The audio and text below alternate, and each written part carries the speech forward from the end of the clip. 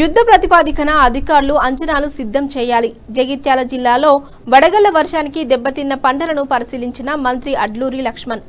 జగిత్యాల జిల్లా గొల్లపల్లి మండలం భీమరాజుపల్లి గ్రామంలో అకాల వర్షాలకు దెబ్బతిన్న పంటలను మంత్రి లక్ష్మణ్ కుమార్ వ్యవసాయ అధికారులతో కలిసి బుధవారం పరిశీలించారు. ఈ సందర్భంగా మంత్రి లక్ష్మణ్ కుమార్ మాట్లాడుతూ అకాల వర్షాలకు జగిత్యాల జిల్లాలో 6160 ఎకరాల్లో మామిడి పంట, 1520 ఎకరాల్లో మొక్కజొన్న, 581 ఎకరాల్లో నువ్వు పంటలు దెబ్బతిన్నట్టు అధికారులు ప్రాథమిక అంచనా వేశారని మంత్రి తెలిపారు.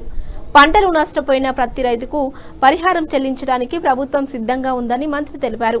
పెట్టుబడులు పూర్తయి పంట చేతికి వచ్చే సమయంలో ఇలా నష్టపోవడం చాలా బాధాకరమని మంత్రి అన్నారు.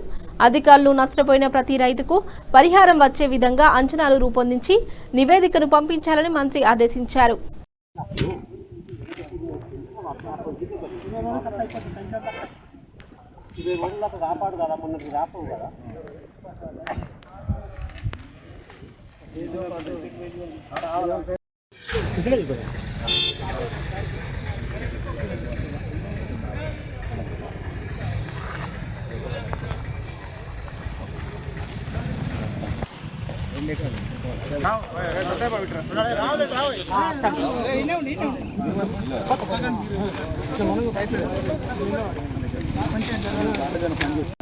నిన్న మొన్న రాత్రి అకాలమైనటువంటి తీవ్రమైన గాలి దుమారం వర్షంతో ఈ మొక్కజొన్న రైతులు కానీ, వరి రైతులు కానీ, మామిడి రైతులు కానీ తీవ్రంగా నష్టపోవడం జరిగింది.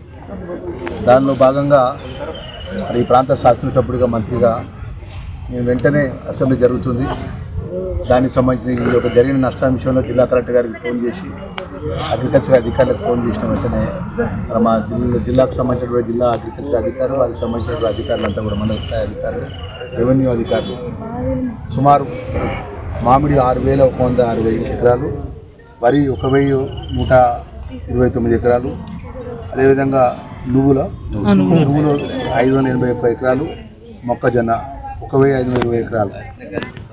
మరి పూర్తిగా ఈ అకాల వర్షము మరియు గాలి దుమారంతో తీవ్రంగా రైతులు నష్టపోవడం జరిగింది. గత కొన్ని సంవత్సరాల నుంచి సుమారు ఇది మూడోసారి ఈ విధంగా జరగడం. మరి దీనికి సంబంధించినటువంటి నష్టపరిహారం ఏదైతే ఉన్నదో నేను అగ్రికల్చర్ వ్యవసాయ శాఖ మంత్రి తుమ్మల నాగేశ్వరరావు గారితో మాట్లాడడం జరిగింది. తక్షణమే నష్టపోయిన రైతులకు మన జిల్లా కలెక్టర్ ద్వారా అగ్రికల్చర్ అధికారులు, రెవెన్యూ అధికారులు ఎంత నష్టపోయిందో తన అంచనాలు తయారు చేసి ప్రభుత్వాన్ని నివేదించినట్లయితే, గతంలో నివేదించిన నష్టపరిహారం ఇవ్వాల్సిన బాధ్యత ప్రభుత్వాన్ని, ఇప్పుడు కూడా నష్టపోయినటువంటి రైతులను ఆదుకోవాల్సిన బాధ్యత కూడా ప్రభుత్వాన్ని ఉంది. కాబట్టి మరి ఈ ప్రాంత శాసనసభ్యుడిగా, మంత్రిగా నేను మనవి చేసిన రైతులను అన్ని విధాలు నష్టపోయింది. ఈ విధంగా మొత్తం విరిగిపోతే ఇప్పుడు దేనికి కూడా పనిచేయని పరిస్థితిలో రైతుకు తీవ్రమైన నష్టం జరిగింది. ఇప్పుడు రైతు అడుగుతున్న మా సత్యాన్న, ఈ రైతు సుమారు ఒక 40 నుంచి 50 వేల ఎకరానికి 40 నుంచి 50 పెట్టుబడి పెట్టాడు.